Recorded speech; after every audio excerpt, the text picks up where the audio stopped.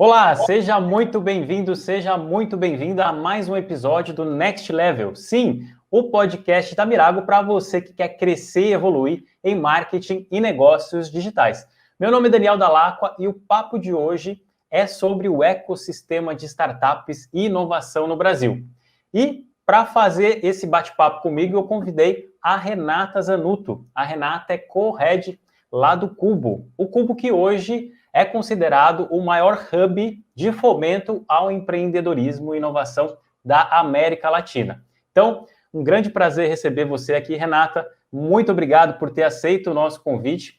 E antes de entrar exatamente no papo sobre startups e inovação, eu queria que você começasse se apresentando, falando um pouquinho sobre você, seu histórico profissional, até chegar nos dias atuais lá no Cubo. Daniel, primeiro de tudo, super obrigada pelo convite, é um prazer estar aqui com vocês, com a Mirago, então estou muito feliz de participar aqui desse talk com você. Como você comentou, né, sou Renata Zanutto, co-head do Cubo, eu estou nesse ecossistema de startups há aproximadamente 10 anos, e atuando junto não só com as startups, mas com o ecossistema como um todo, fazendo parcerias com todos os players, e acompanho a evolução desse ecossistema desde então. Antes de entrar no mundo de startups, eu vim do mundo corporativo, então atuei durante 10 anos, 11 anos, na verdade, na IBM, e dentro da empresa eles lançaram uma iniciativa global de empreendedorismo, e uma das regiões era o Brasil, e em 2010 eu assumi essa liderança do programa de empreendedorismo da IBM para estar em contato e fazer o fomento do ecossistema brasileiro aqui, aproximando a tecnologia deles.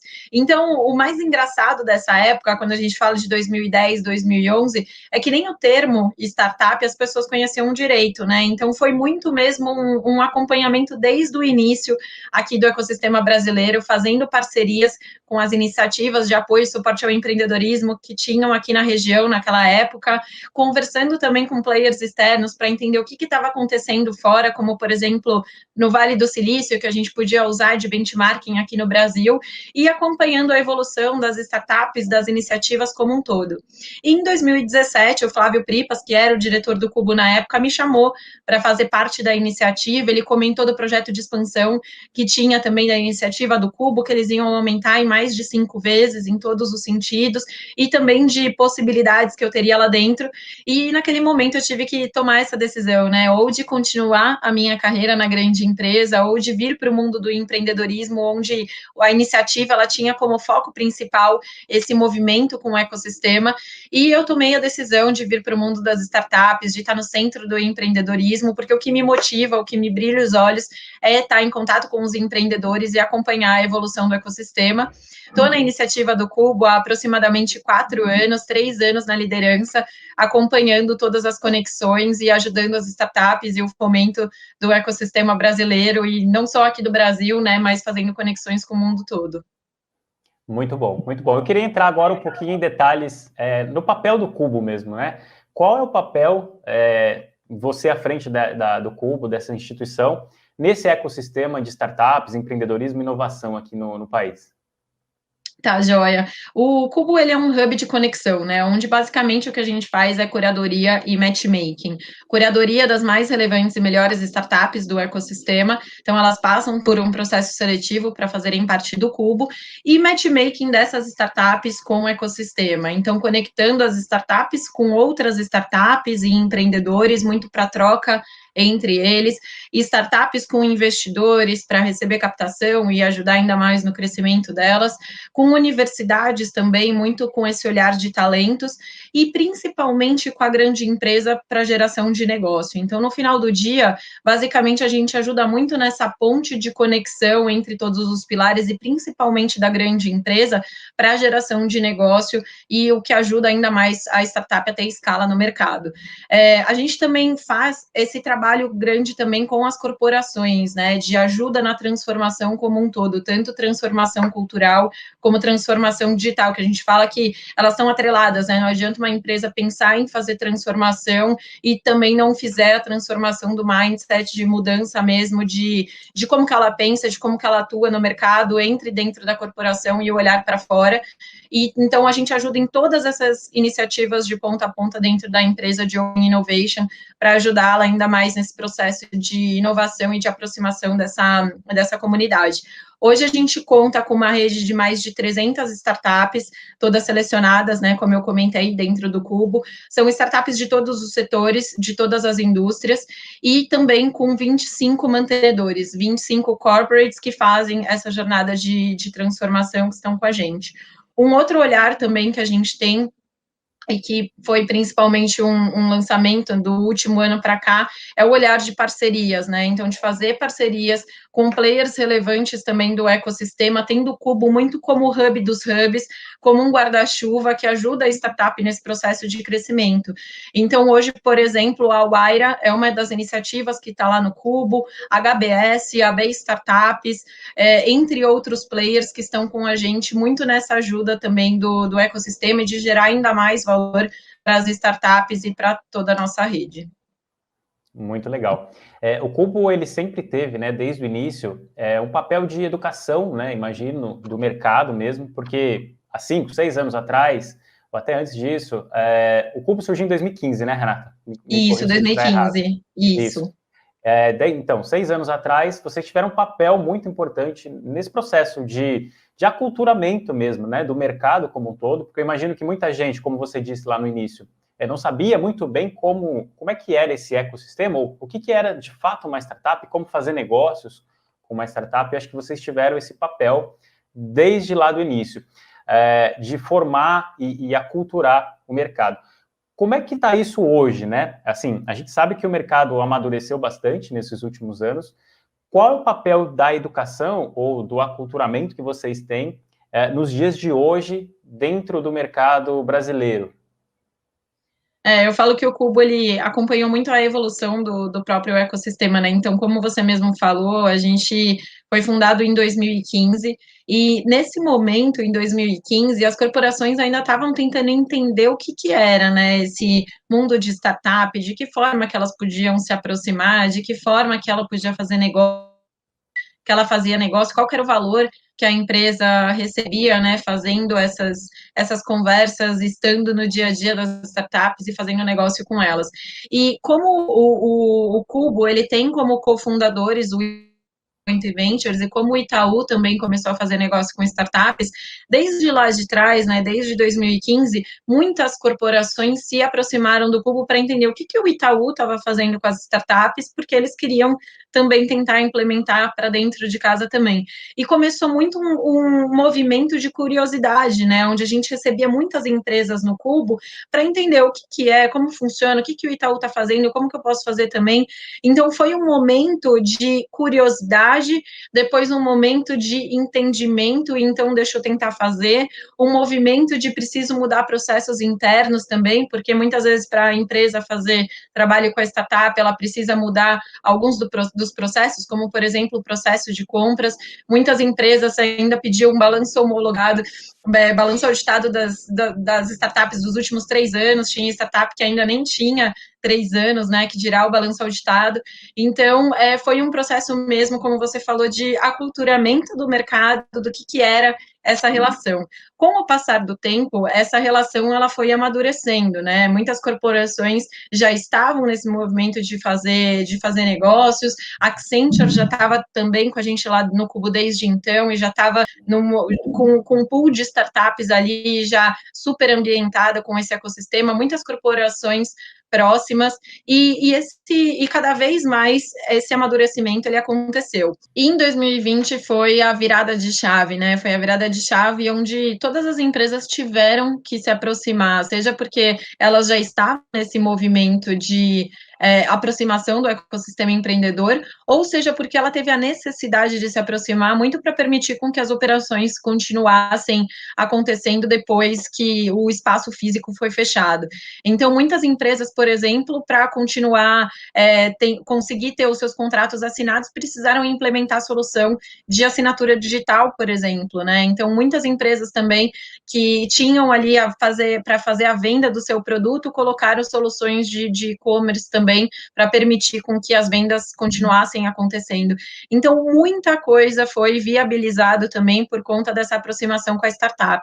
E, principalmente, né, depois de 2020, as empresas passaram para um olhar com relação à inovação onde elas deixaram de entender que era algo só interessante a ser feito e elas passaram a entender que é algo necessário a ser feito, né? Que é parte da estratégia core da empresa, precisa ter inovação. Para ela conseguir se manter competitiva, para ela conseguir ter um diferencial no mercado, ela precisa estar perto das startups, ela precisa estar perto da inovação, inserindo a inovação mesmo no seu dia a dia. Então, hoje, eu não tenho mais esse olhar do cubo para fora com as corporações, onde eu recebo aquela empresa que não sabe ainda o que é uma startup, que não entende ainda o benefício dessa relação. Então, essa é a parte boa, né, desse olhar daqui para frente. A gente hoje está falando com empresas que já entenderam os benefícios, que querem cada vez mais se aproximar, e a gente não está falando só de negócios com startups, mas a gente está falando hoje de corporações que investem e que também fazem aquisições, muitas vezes para permitir novos produtos dentro da empresa, ou até mesmo novos mercados através da aquisição de startups já existentes. É um movimento também que tem crescido bastante de um tempo para cá.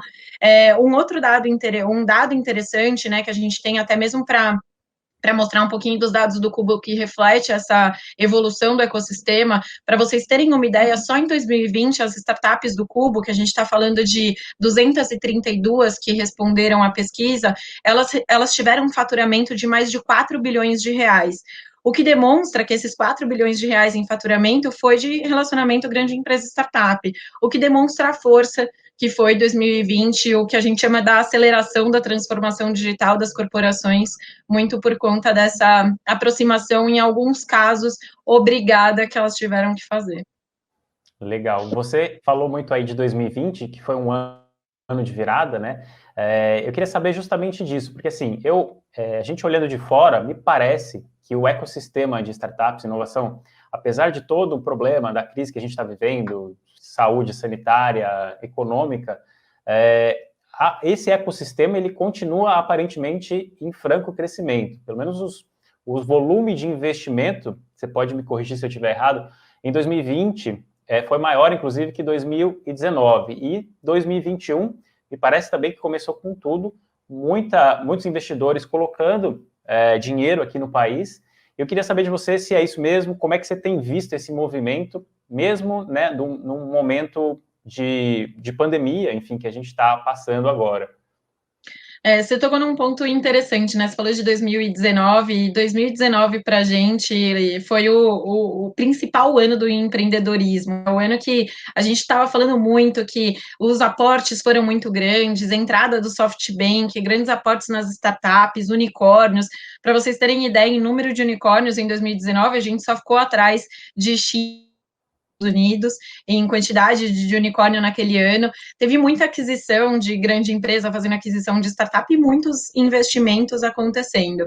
Em 2020, no começo de 2020, logo que começou a pandemia, teve um olhar de dúvida, né, de muitas incertezas. O que ia acontecer, né, com tudo aquilo que tinha acontecido em 2019, que a expectativa era gigantesca para 2020, a gente tinha uma expectativa de assim, imensa, né, em todos os sentidos, de investimento, de relacionamento grande empresa startup, de aporte, enfim, de tudo que tivesse sentido nesse ambiente de inovação e empreendedorismo, e veio a pandemia, né, com muitas incertezas. E como você mesmo falou, Daniel, foi uma surpresa positiva, né, em termos de fortificação de relacionamento e de aportes. Também trazendo um dado do Cubo, só em 2020 as startups do Cubo tiveram mais de 1 bilhão de reais em investimento, o que demonstra a força, né, e o potencial desses investimentos. E pegando em 2021, também um dado que saiu até semana passada, se não me engano, esse dado, que só no primeiro trimestre desse ano de 2021, a gente teve mais de 50% de investimentos sendo feitos comparados ao ano de 2020, o que demonstra que o potencial de 2020 é muito grande. O ano passado no Cubo, uma das nossas startups teve a maior rodada de um Series A da história de uma startup brasileira, que foi a TakeBit. Então, isso demonstra que cada vez mais o ecossistema está cada vez mais maduro em todos os sentidos, né? Nas relações entre corporações e startups, na relação investidor-startup e na própria relação entre os founders com eles mesmos, né? Então, isso que é muito interessante, a roda realmente está girando. Então, tem muitas saídas acontecendo quando tem a aquisição da grande empresa, por exemplo, que gera liquidez no mercado e o empreendedor entra, ou ele acaba investindo em outra startup, ou ele acaba fundando uma outra startup, um empreendedor experiente, e essa experiência de founder com founder também ajuda muito nesse amadurecimento cada vez maior do ecossistema. Perfeito. Esses movimentos de M&As e de IPOs que a gente está vendo recentemente de algumas startups brasileiras, eles fecham um ciclo, né, vamos dizer assim. Sem é o que você dúvida. falou, eles geram liquidez. Muitas vezes esse empreendedor com capital, às vezes ele vai fazer um outro investimento numa nova empresa, ou ele vai para um fundo e vai pôr mais smart money no mercado, e isso ajuda a retroalimentar todo esse ciclo, né, Renata? Acho que isso é muito, muito forte e vem cada vez mais acontecendo. Agora, uma coisa que eu queria debater com você e ouvir de você, nas conversas que a gente tem com alguns empreendedores, pessoas que estão aí no mercado, inclusive de empreendedores que estão dentro aí do Cubo, uma dificuldade muito grande que essas pessoas têm é justamente no encontro de mão de obra qualificada, né? E aí a gente está falando principalmente das áreas de tecnologia e outras também, né? Então, tenho contato com pessoas que trabalham em startups, tanto na área de tecnologia, mas UX, Growth e algumas outras. Então, você vê que o mercado, muitas vezes, ele acaba meio que se digladiando porque você não acha profissionais qualificados para trabalhar nessas empresas agora de tecnologia. Minha pergunta você acha que o país, nos próximos anos, tem condições de formar pessoas, profissionais, na velocidade que esse mercado está exigindo? E aí eu falo país, não só governo, obviamente, mas todos os atores envolvidos nesse ecossistema, né? Empresas, investidores, universidades. Você acha que a gente tem condições de manter esse alto crescimento que a gente está tendo nos últimos anos? Eu acho assim, a gente precisa ter, acho que a gente precisa somar esforços, né? As iniciativas, elas precisam somar esforços, né, e conseguir fazer com que seja uma iniciativa a ponto de gerar o que a gente precisa em quantidade. A gente já falava bastante disso no Cubo, até antes da pandemia, né, do quanto que faltava profissional de tecnologia, porque cada vez mais, né, o que a gente falou dessa roda girando e desse ciclo, de cada vez mais liquidez no mercado e das startups crescendo, cada vez mais que a startup cresce, ela precisa de mais recursos de tecnologia. Por outro lado, as corporações também, que eram corporações muito tradicionais, elas estão também tendo esse processo de inovação e também estão contratando profissionais de tecnologia. Ou seja, está todo mundo contratando profissional de tecnologia, a gente tem um gap desses profissionais no mercado. Então, já tinha um movimento bem grande de olhar e ver que existia um gap, né, que existia essa lacuna, e de iniciativas se movimentando para isso.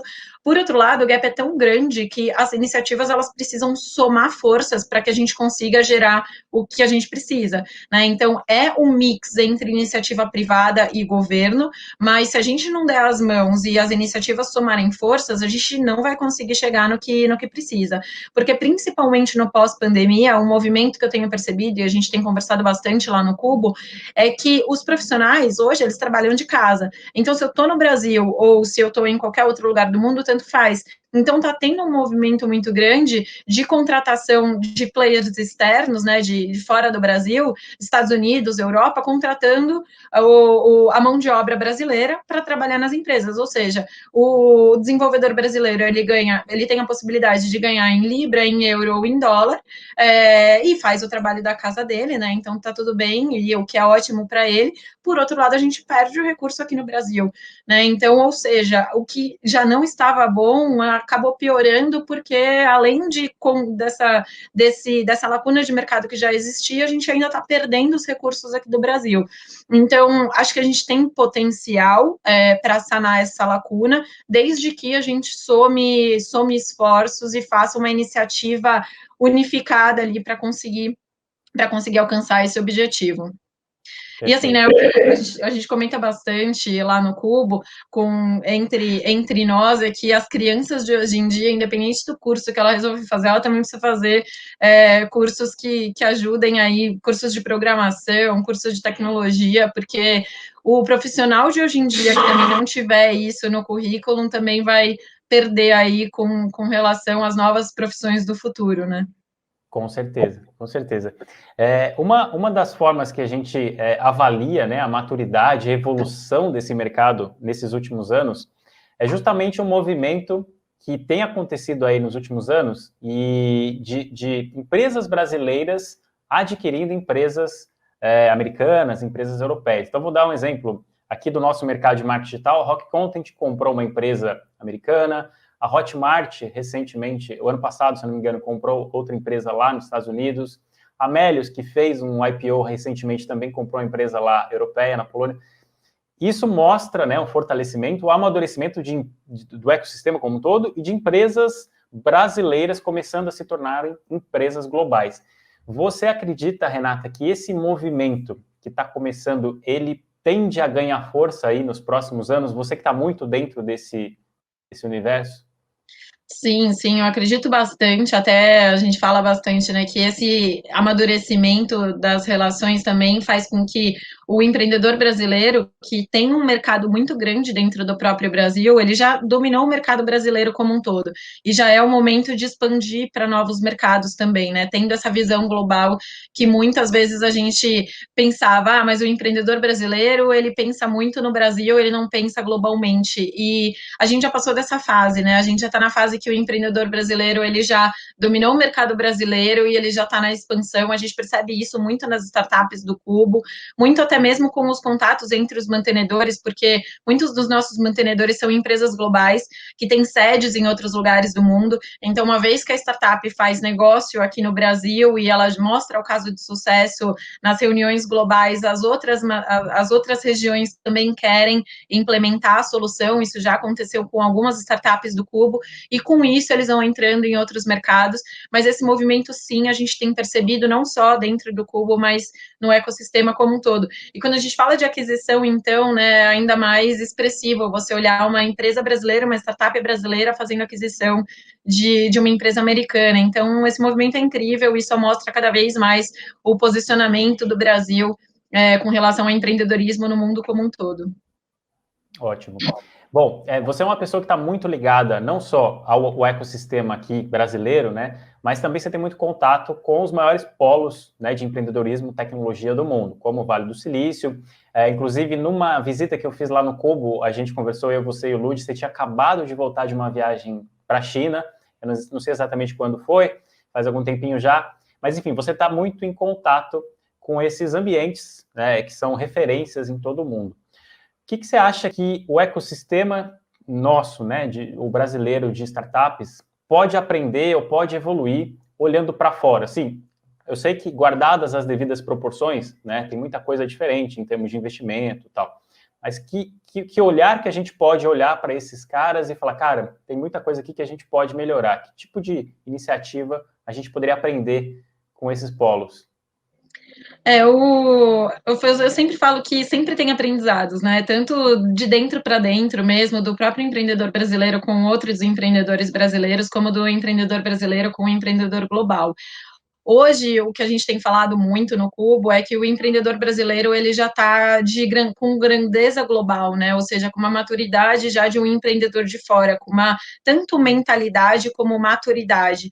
Então, se tem uma coisa que eu olho, né, de aprendizados, é essa visão global, em primeiro lugar, então, de pensar não só no próprio mercado, mas de pensar em possibilidades com outras regiões, porque isso, como se a gente for pegar empreendedor de Israel, o empreendedor do Vale do Silício, ele tem essa cabeça global, né, de estar em outros mercados, e essa visão de objetivos, né, essa visão de longo prazo, então, onde que eu quero chegar daqui 5 anos, daqui 10 anos, dali 20 anos, e o que eu preciso fazer para aquilo. Muitos dos empreendedores brasileiros já conseguem ter essa visão muito de longo prazo e de acompanhamento, e o quanto que eu preciso de investimento cada vez mais, aumentar os rounds de investimento, e a gente já percebe que aqui no Brasil isso tem acontecido.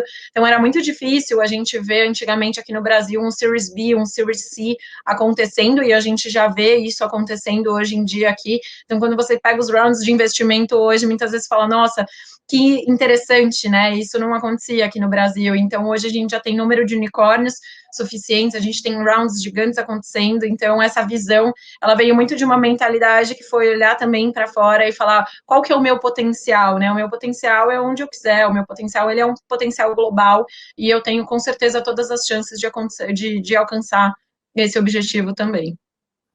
Ótimo.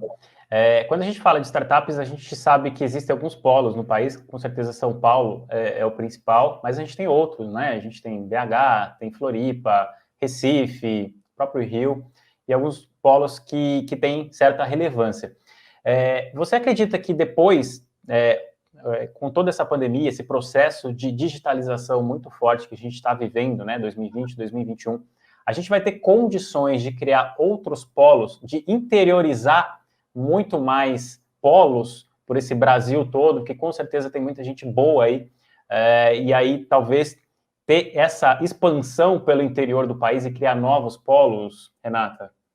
Não, sem dúvida, acho que se teve uma coisa que a pandemia trouxe para a gente foi um pouco dessa descentralização, né? E de onde quer que você esteja, você pode levar a inovação e você pode conectar com o empreendedor, com o investidor, não necessariamente você precisa estar fisicamente aqui em São Paulo.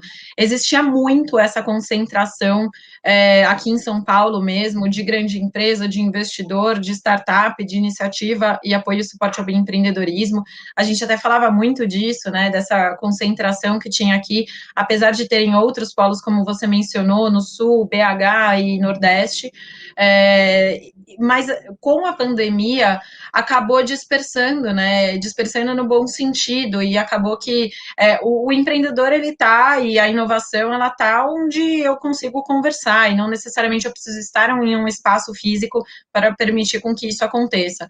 O próprio Cubo, com a pandemia, a gente potencializou o que a gente já tinha uma iniciativa digital, e a gente potencializou as entregas digitais, e todo o acesso que a gente dá à nossa rede, né? Então, hoje, dentro do Cubo, a gente tem startups do Brasil inteiro, da América Latina e de outros lugares do mundo também, muito por conta desse potencial que a gente tem de alcance de não necessariamente depender do espaço físico. Então, a gente de um prédio que tinha uma comunidade para uma comunidade que é muito mais ampla, né, que é além das fronteiras físicas, que também tem um prédio. E quando tudo isso passar, e quando as coisas voltarem ao normal, ou novo normal que a gente tem falado, né, vai ser muito do modelo híbrido. O modelo híbrido, ele permite essa descentralização e criação, seja de outros polos, ou dessa descentralização, onde não necessariamente você precisa estar onde todo mundo está, mas você precisa ter o contato das pessoas para permitir com que a conexão aconteça e os negócios aconteçam, né? Então, trouxe novas possibilidades para somar ainda mais no dia a dia e tornar todos os lugares que faz sentido a inovação acontecer. Então, eu vejo muito dessa amplitude de iniciativas. Legal. Claro que sim, né? Tem muitas incertezas ainda, mas é o que eu tenho visto. Sim. Renata, a gente está falando assim de um amadurecimento muito grande, né, de um crescimento muito acelerado em pouco tempo desse mercado, né? Muita coisa positiva, com certeza aconteceu. A gente está vendo as coisas acontecer muito rapidamente, mas a gente sabe que nem tudo são flores, né? A gente sabe que também a gente precisa enfrentar problemas aqui no nosso ambiente, enfim. Eu quero saber de você, o que você considera hoje que são pontos frágeis ou problemas que devem ser enfrentados, problemas que devem ser atacados aí por todo o ecossistema, né? Acho que tem uma coisa que eu sempre falo, que a gente sempre falou lá no Cuba, que o empreendedor que quer fazer acontecer, ele faz acontecer independente das condições. E o brasileiro, ele tem muito essa característica, né, de realmente fazer acontecer. Mas existem, sim, muitos desafios. Acho que, em primeiro lugar, para mim, tá o que a gente já tinha comentado aqui, que é essa questão de talentos, né, que existe esse gap muito grande mesmo de talentos no mercado, principalmente talentos de tecnologia, que permite para uma startup crescer, ela precisa de tecnologia, ela precisa de talentos de tecnologia. Então, em primeiro lugar, para mim, é isso. Tem questões aí de regulamentação, enfim, de coisas que a gente pode melhorar nesse sentido, a relação startup-governo, que podem ser, são iniciativas que podem ser melhoradas, né? Então, como abrir e fechar uma empresa, a contratação, enfim, algumas coisas que podem ser melhoradas, mas para mim o ponto principal está em talentos talentos. Então, se você me pedir para enumerar qual que é o principal desafio hoje das startups, hoje é contratação de recursos de tecnologia. Boa. É o que muita gente tem falado mesmo, de ter o medo de um apagão, né, nos Sim, próximos meses sim. ou anos aí. É até Nesse sentido. engraçado, porque antes, se a gente for pegar, não vou nem há muito tempo antes, tá? Mas se a gente falasse de 3 anos para cá, qual que é o principal desafio? O desafio é eu fechar negócio com a grande empresa, porque é muito difícil fechar negócio com a corporate. E hoje, em primeiro lugar, não tá mais isso. Hoje, em primeiro lugar, é talento. Já tinha o problema de talento, mas o desafio de eu conseguir me corporação, ou de eu conseguir fazer e fechar um negócio com a corporação, ele era ainda maior do que o gap de talento, mas hoje, tanto pelo amadurecimento dessa relação, como dessa necessidade ainda maior das startups, né, porque as startups amadureceram, cresceram, e todos os players estão contratando, então, enfim. Perfeito. Renata, agora pode ser que tenha alguém que está nos assistindo ou ouvindo aí que ou está no começo da sua jornada e quer abrir uma startup, já está começando a dar os primeiros passos, ou tem o desejo, enfim, de começar um negócio, de enveredar por esse ecossistema. Que dicas você pode dar para quem está de olho em começar uma startup? Que tipos de dicas práticas você poderia oferecer para essa pessoa? Joia, em primeiro lugar, identificar o problema, né? Identificar se realmente o que você está fazendo resolve um problema que existe no mercado. E hoje o que não faltam são ineficiências, né, dentro das empresas, ineficiências no mercado como um todo a serem resolvidas. Então, a primeira coisa é: estou resolvendo um problema que existe mesmo, ou estou resolvendo um problema que é só meu, né? Ou tive uma ideia que, na verdade, eu fiquei apaixonado pela ideia, mas não existe um problema a ser resolvido. Então, esse é o primeiro ponto. A partir do momento que você tem um problema a ser resolvido, é identificar se aquele mercado que você está entrando é um mercado que está em crescimento ou é um mercado que dali 5, 10 anos vai entrar em decadência, né? Então, é muito importante mesmo você identificar esse potencial de mercado para você colocar seus esforços. E depois é realmente você fazer parcerias, né? E ter players ali para ver os recursos que você precisa para tirar a sua ideia do papel, né? Então, a execução em si da ideia, ela é mais importante em si do que a ideia. Não adianta você ter uma ideia brilhante para resolver um problema em um mercado que está em crescimento, se você não tem uma execução muito boa daquela ideia. Então, para mim, como primeiros passos, essas são as dicas. Hoje, o que é interessante é que existem muitos conteúdos no mercado curado também para quem está começando uma startup. Eu super indico o Startup Tools do Steve Blank, que tem uma série de ferramentas para quem está começando, desde o comecinho mesmo da ideação até, enfim, depois que a startup está até mais madura. Então, é legal acompanhar esse Startup Tools do Steve Blank, que tem uma série de ferramentas muito boas para vocês. Ótima dica. E Renata, diz uma coisa, existe algum momento certo para você ir atrás de investimento para o seu negócio no começo? O que eu diria é, o relacionamento com o investidor, ele deve acontecer até antes de você pensar se você vai querer investimento ou não. Então, criar essa rede de relacionamento com os investidores, ela é importante, primeiro, para que o investidor ele acompanhe a evolução da sua empresa, segundo, para você entender quem é o investidor, quem que é o fundo que faz sentido para você, porque é um casamento, quando você recebe investimento, é um casamento, então você tem que entender se aquele fundo, ele está de acordo com, ele tem fit com a sua empresa, se são sócios que vão gerar valor também na rede de networking que você precisa. Então, esse olhar também de identificar qual que é o fundo e o porquê você está se aproximando além do dinheiro, ele é extremamente importante. Qual é o momento? Depende muito de startup para startup. Então, pode ser que seja logo no estágio inicial, pode ser que seja mais para frente. Quanto mais a startup conseguir ser bootstrapping, né, ou seja, conseguir não precisar desse dinheiro no começo, melhor, porque ela vai aumentando o valuation, e aí quando ela efetivamente recebe o investimento, ela já está com valuation maior. Então, quando o equity, né, com relação ao que o aporte acaba sendo menor, então, quanto mais você conseguir ser bootstrapping, melhor no começo, para depois, efetivamente, pegar um investimento, mas sempre com essa cabeça de não pensar no dinheiro só pelo dinheiro, mas muito o que o fundo ou o que o investidor anjo, ele pode gerar de valor, de smart money, para a sua empresa. Legal. E uma vez decidido, olha, realmente é o momento, eu quero ir atrás de investimento, que dica você pode dar para a pessoa que vai fazer um pitch? Então, ela está lá para falar com o investidor que dicas práticas você pode dar para quem está em vias de fazer um pitch para o investidor? Primeiro de tudo, seja muito objetivo, né? Saiba muito bem o que você quer e por que você está pedindo aquele dinheiro. Então, é extremamente importante quando chegar para pedir o dinheiro para o investidor, preciso de tanto porque eu quero chegar aqui, né? Então, hoje eu estou nesse patamar, eu quero chegar nesse patamar e para isso eu preciso de X. Então, isso é extremamente importante ter em um dos slides. Você tem que mostrar qual que é o problema que você está resolvendo, né? De que forma, em qual mercado você está inserido, o potencial desse mercado, qual que é o alcance desse mercado, potencial de crescimento, mostrar números, mostrar os dados da sua empresa, mostrar a curva de evolução, tanto evolução de cliente, evolução de faturamento, todas as curvas que você tiver dos últimos anos, dos últimos meses da empresa, isso é extremamente importante quando você está falando com o investidor, mostrar números e dados da sua empresa para mostrar que é uma empresa madura, que é uma empresa ou, né, que está em um estágio mais inicial, mas que tem uma curva de crescimento, que tem uma projeção positiva para que ele queira investir, e depois qual que é o objetivo daquela conversa, né? Então, como eu comentei no início, onde você está hoje, onde você quer chegar e quanto você precisa e por quê, né? Onde que você vai investir esse dinheiro. Então, ter esse olhar também, eu preciso desse dinheiro para chegar nesse patamar, porque eu quero investir nisso dentro da empresa,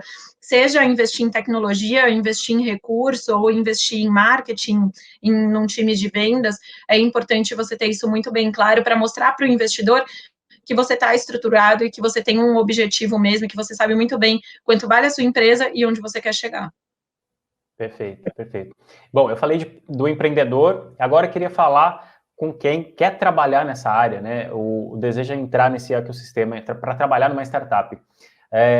Que perfil esse mercado busca? Assim, não em hard skill, porque aí cada um depende, obviamente, se um cara é de tecnologia, de growth, de UX, mas em termos de soft skills, o que você considera essencial para uma pessoa que vai trabalhar nesse ambiente? Principalmente ter o espírito empreendedor, né? Então, ser fundador da empresa ou não, ou em que área da empresa você vai trabalhar, você tem que ter esse perfil empreendedor. O que eu quero dizer com um perfil empreendedor? É ser dono de todos os problemas, né? De toda a startup, porque numa startup, uma pessoa ela não tem uma determinada função e ponto, mas sim todo o problema da startup é meu problema, né? Então, esse olhar de dono, esse olhar e esse senso de propósito, né? De estar lá por um objetivo maior, essa adaptabilidade, essa flexibilidade também de trabalhar, essa pessoa ter uma certa navegação dentro da empresa, de estar em contato com todas as pessoas, ser uma pessoa que se adapta às soluções, que se adapta às situações, é extremamente importante. Então, ter esse perfil empreendedor intrínseco com senso de propósito é extremamente importante. Ótimo. E, Renata, qual é a sua visão para esse ecossistema de startups no Brasil nos próximos anos, assim, 2, 3 anos? O que você enxerga? Onde é que a gente pode esperar estar daqui a 2, 3 anos, você que está tão ali dentro, imersa nesse universo?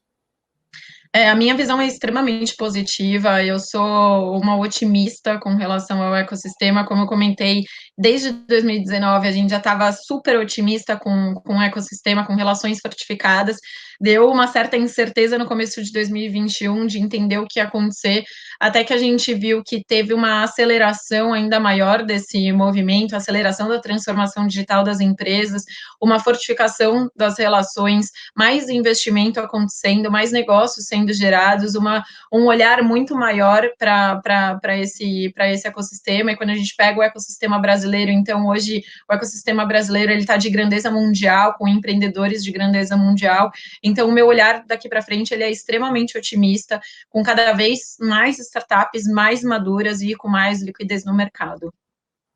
Ótimo.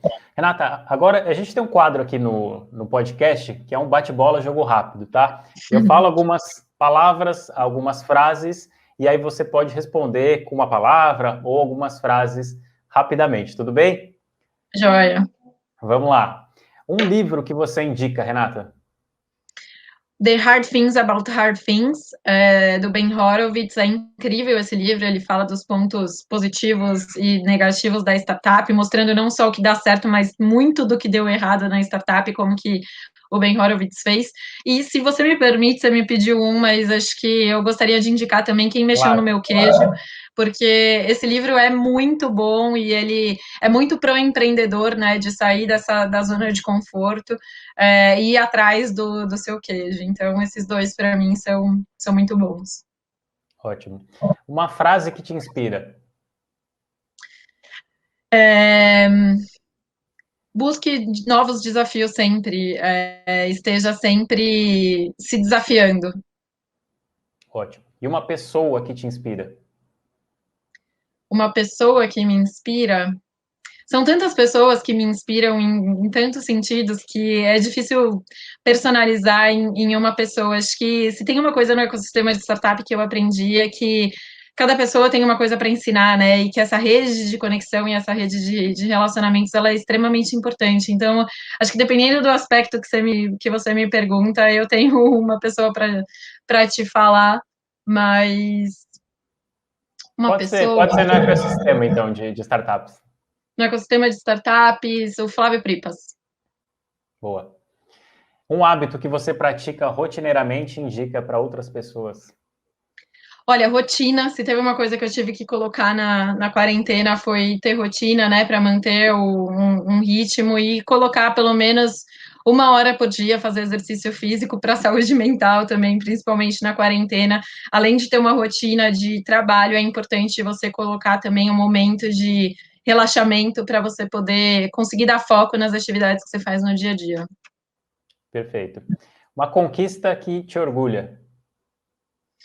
Uma conquista, o Cubo em todo esse movimento pós-pandemia, porque toda a movimentação que a gente teve que fazer, tanto de mudança do espaço físico para transformação digital, potencializar todas as entregas que a gente fez de forma digital para mais de 300 startups, mais mantenedores e continuar sendo relevante no ecossistema, eu realmente enfim, né, eu realmente me orgulho. Legal. E para fechar, um erro ou um fracasso que te trouxe aprendizado? Todo mundo tem muitos erros e fracassos, né? Eu acho que esse período de pandemia me trouxeram muitos aprendizados e muitos ensinamentos, e principalmente acho que é a comunicação, quanto que a comunicação é importante, né? E como que você tem que ser assertivo na sua comunicação, mesmo que você não tenha o que dizer. Então, muitas vezes a gente deixa de falar porque eu não tenho a informação para passar, então não vou comunicar, e às vezes você precisa até comunicar e falar assim, gente, não sei o que está acontecendo, mas assim que eu tiver uma informação, ou vamos fazer isso, e se der errado a gente vai fazer aquilo, é extremamente importante se comunicar. Legal, ótimo. Muito bom, obrigado pelas respostas. Renata, eu vi que você tem um canal no YouTube, né, onde você também compartilha alguns aprendizados, alguns conteúdos sobre esse universo de startups e inovação. Fala um pouquinho sobre o canal, como é que aconteceu essa iniciativa e o que você fala lá para o pessoal acessar depois.